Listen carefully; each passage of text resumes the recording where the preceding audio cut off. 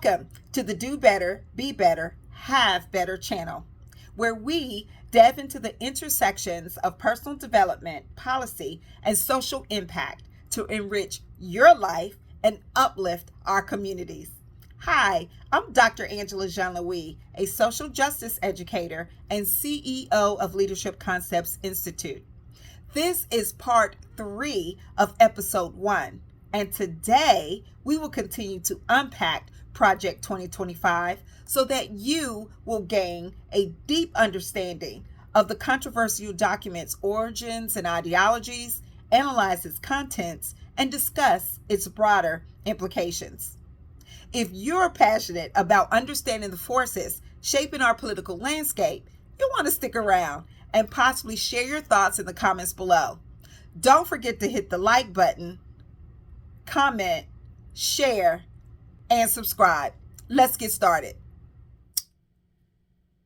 Also, to access funding during as a nominee, and also to access current executive branch employees, facilities, and documents, the transition teams must agree to an ethics plan, disclose donors, and limit contributions to $5,000 per person as a condition of receiving government funds.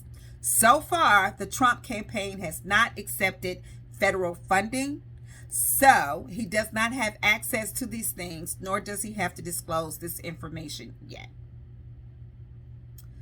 So, in talking about putting forth policy, how you capture your data and what you capture are immensely important to putting forth helpful policy for the country, policy that will work.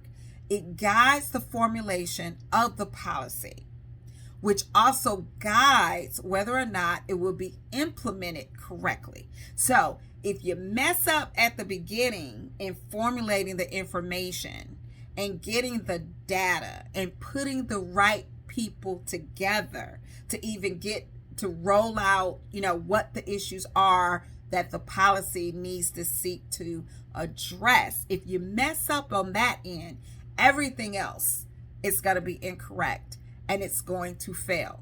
So this leads me to 3 critical policy formulation issues that I have with Project 2025. Number 1, it is short on evidence. This project is based on opinions rather than empirical evidence. They use the words due process quite a bit, but this document is anything but.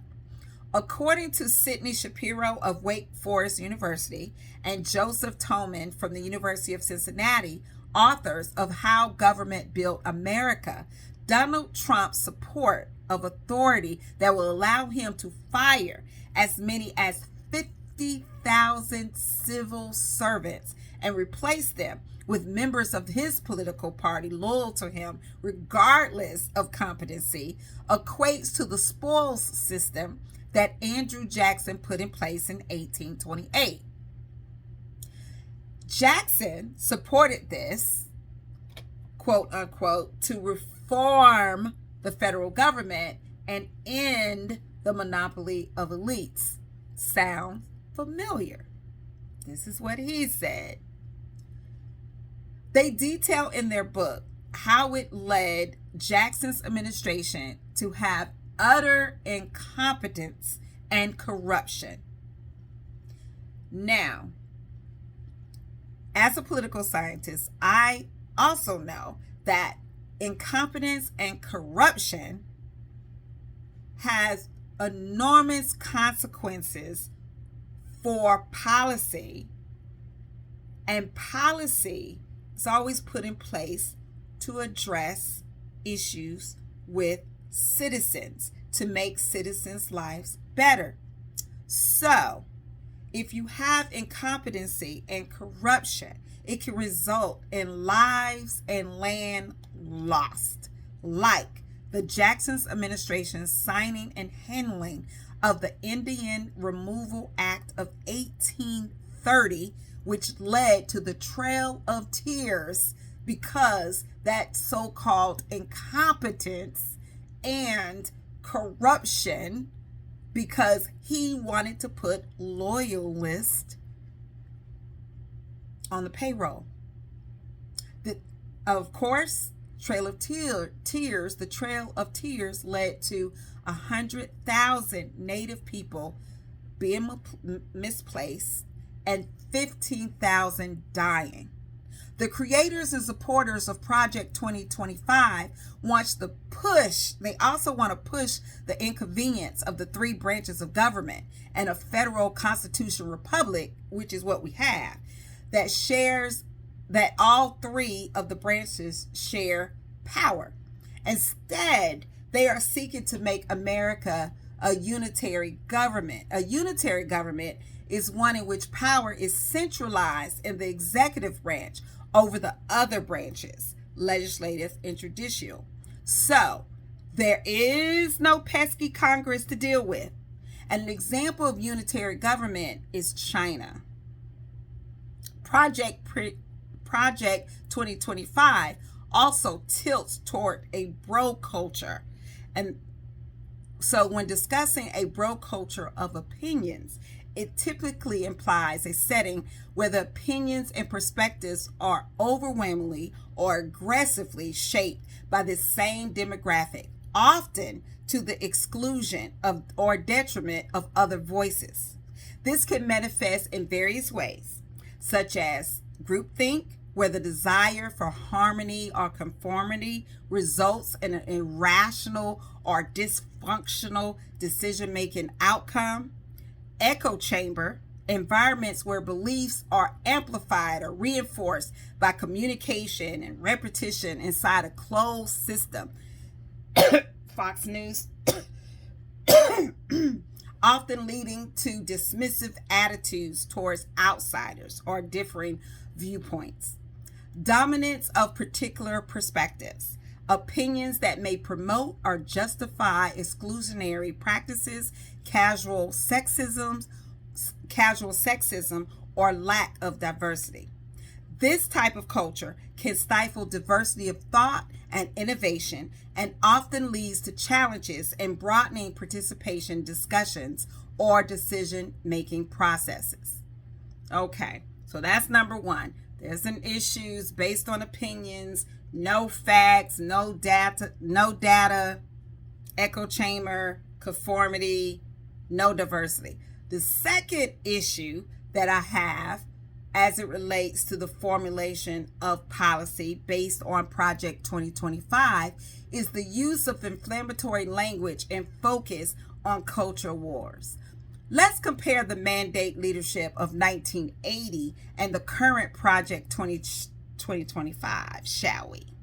Project 2025's tone and language contribute to a charged atmosphere, often focusing on culture wars rather than substantive policy reform. Now, this inflammatory rhetoric serves more to divide than to unite.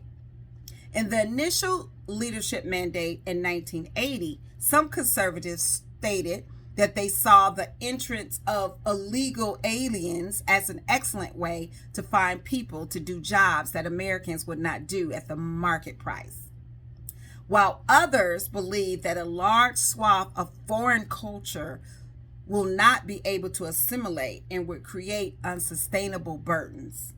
Okay, now let's state the obvious. There is an issue with calling immigrants aliens like they are from Mars. That's problematic. It is also problematic, and we know what they're talking about when it says market price, to get paid market price, as being acts of piety. That's also problematic. But that pales in comparison, I hate to say, to today's language, which uses such words as criminals and rapists coming from the Mexican border. In 1980, although the section on the Environmental Protection Agency describes its regulations as crippling, the 1980 mandate also conceded that there had been remarkable progress in controlling pollution. So they actually agreed with the other side in 1980. But in 2025, there's little use of complementary or cooperative language for the other side. As a matter of fact, it goes on to state that it envisions a conservative EPA, noting that the agency's roots is in the Nixon administration, a Republican, and suggesting that cooperative federalism will produce a culture of compliance. And they don't want that. In Project 2025, they also argue that the Department of Justice, including the FBI, has been captured by an uncountable bureaucratic managerial class and radical left ideologues. In 1980, there is scant mention of abortion, family values, crime, religion, sexuality. The agenda was sweeping. Remember, it was 3,000 pages, 20 volumes, and 2,000 policy recommendations. But the rhetoric tone was, for the most part, much less inflammatory. There was not a save our country from the brink of disaster in sight. We can even compare the names of the documents. Both mandates have the same purpose: a view of how federal agencies must be governed through a conservative lens. But Project 2025 mandate has a subtitle called The Conservative Promise, as opposed to the 1980 mandate, which was entitled Policy Management, which was subtitled Policy Management in a Conservative Administration. See the difference? One is a revenge promise. I promise I will pass this agenda come hell and high water. The other one sounds like a professional duty. Let me put on my suit and use my expertise to discuss the pros and cons of this policy. In 1980, the focus was on the structure of the federal government and on refocusing the state on national security. The current mandate begins by depicting the problems facing America today in graphic language rolled in fear. Example: inflation ravaging family budgets, drug overdoses, the toxic normalization of transgenderism, pornography invading school libraries, and most of all, the Great Awakening. No, I did not make a mistake. I did not mean to say the Great Awakening.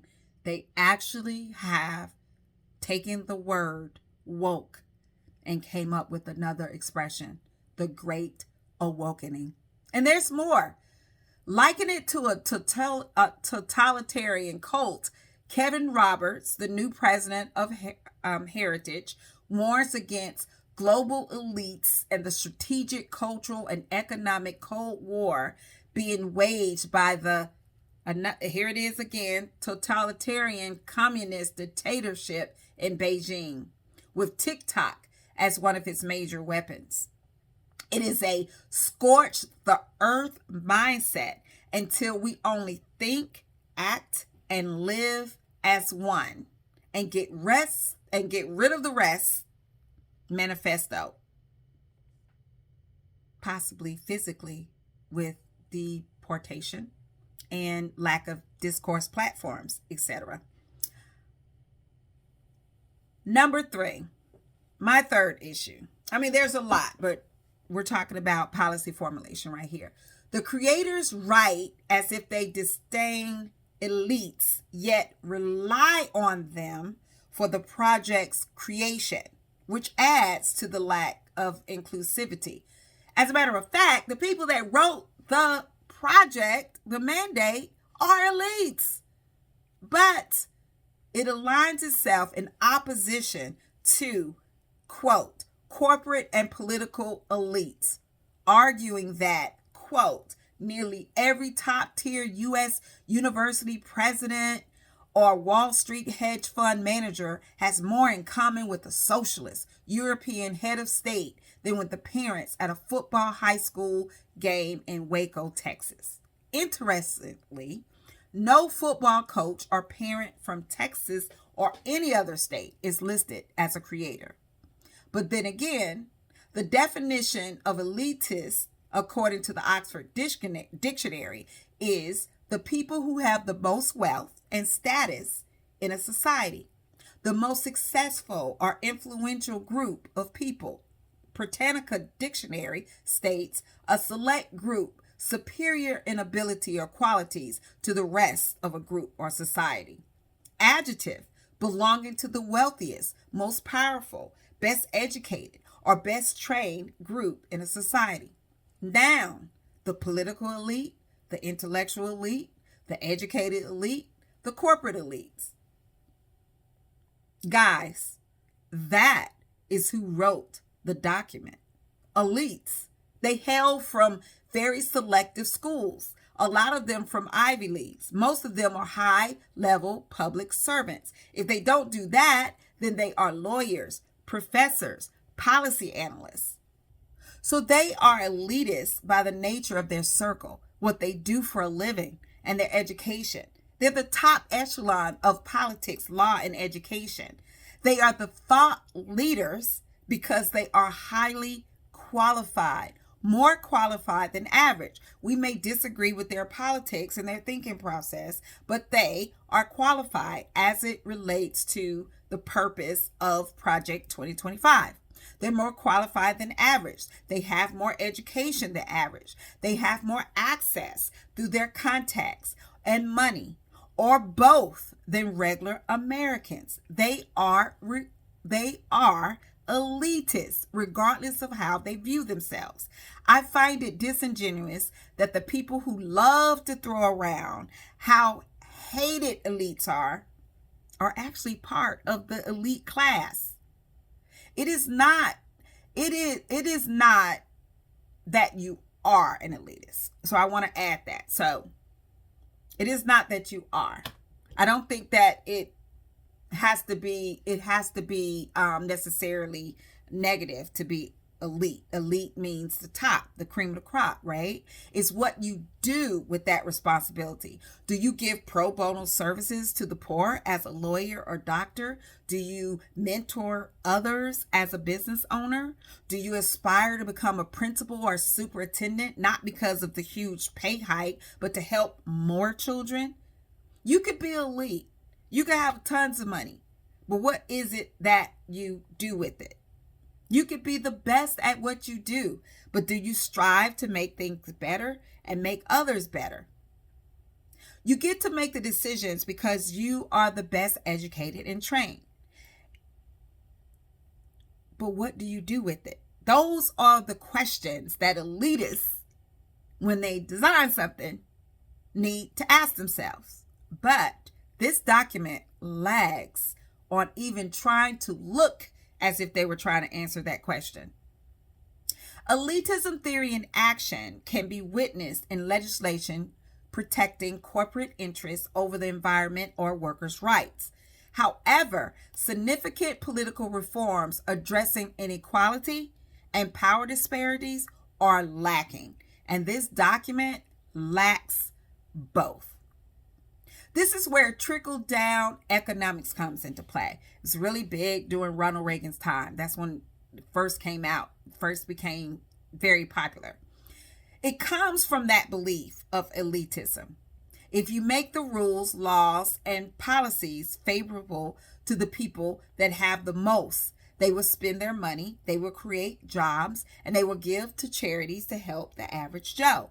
Therefore, the average Joe will not need those programs like Social Security and Medicaid and Medicare from the Great Society and the New Deal.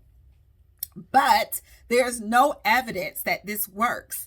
And the document, Project 2025, again, does not use any evidence because it's not out there that it actually works. When recession hits, the wealthy don't bail out the economy. The government does. That's who sends the stimulus checks, not wealthy people, but the government.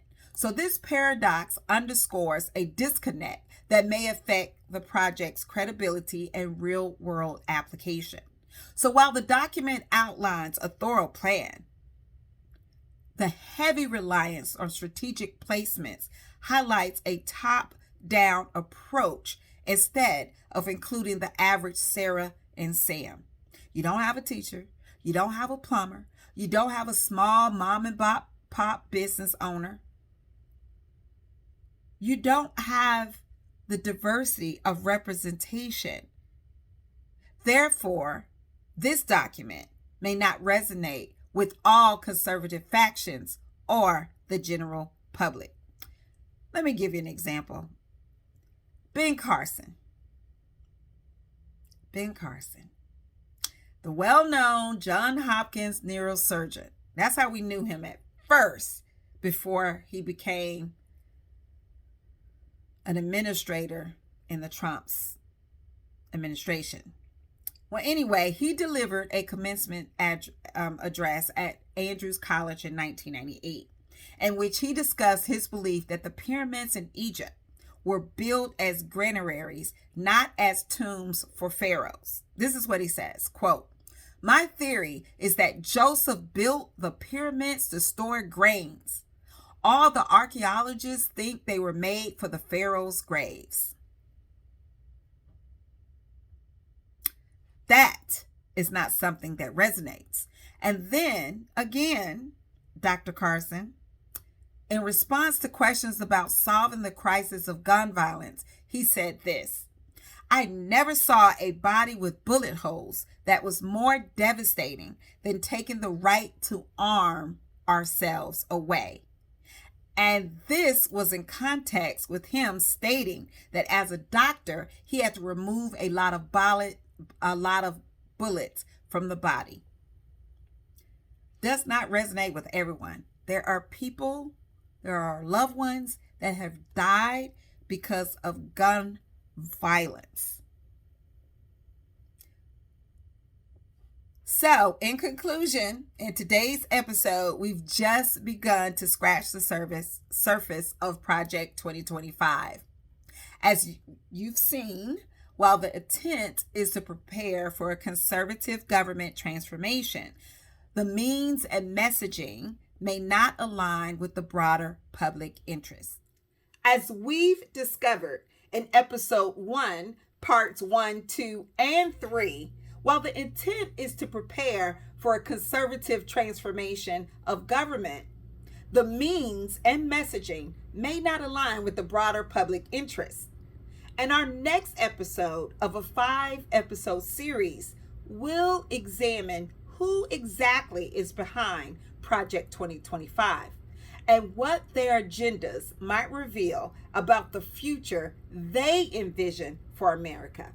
Make sure you subscribe so you won't miss out on episode 2, our deep dive into the architects of Project 2025.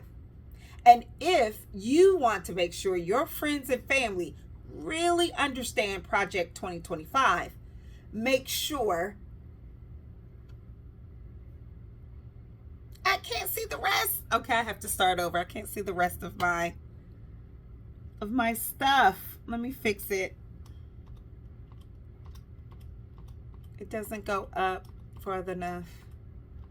I'm reading from behind, so that's why I need to see it. Okay, it sounded good, but start over. This is the ending for part 3.